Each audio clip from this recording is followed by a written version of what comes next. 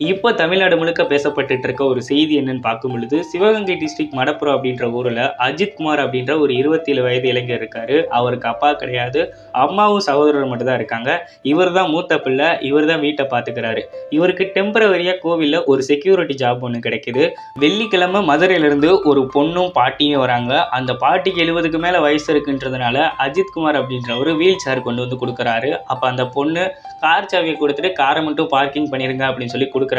இந்த அஜித் குமார் அப்படின்றவருக்கு கார் ஓட்ட தெரியாது அப்படின்றனால அவருடைய ஃப்ரெண்ட்ட கொடுத்து காரை பார்க் பண்ண சொல்றாரு.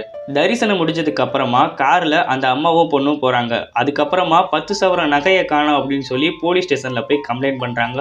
போலீஸ் கேட்குறாங்க, உங்களுக்கு யார் மேல சந்தேகம் இருக்கு அப்படின்னு கேட்கும் பொழுது கார் பார்க்கிங் பண்ண அஜித் குமார் மேலதான் சந்தேகம் இருக்கு அப்படின்னு சொல்லி சொல்றாங்க. அதுக்கப்புறமா விசாரணைன்ற பேர்ல அஜித் குமாரும் அவருடைய சகோதரர் அதுக்கப்புறமா அவரோட ஃப்ரெண்ட் எல்லாரையுமே கூப்பிட்டு போலீஸ் ஸ்டேஷன் போகாம தோப்புல வச்சு அடிச்சு விசாரிச்சிருக்காங்க. தன்னை காப்பாத்திக்கணும் அப்படின்றனால அஜித் குமார் கோயிலுடைய பின்புறத்துல இருக்கு அப்படின்னு சொல்லியிருக்கிறாரு. பின்புறத்துக்கு அஜித் குமாரை கூட்டிட்டு போயிருக்காங்க. அங்கேயுமே அந்த நகை இல்லாதனால அங்கேயே வச்சு அடிச்சிருக்காங்க.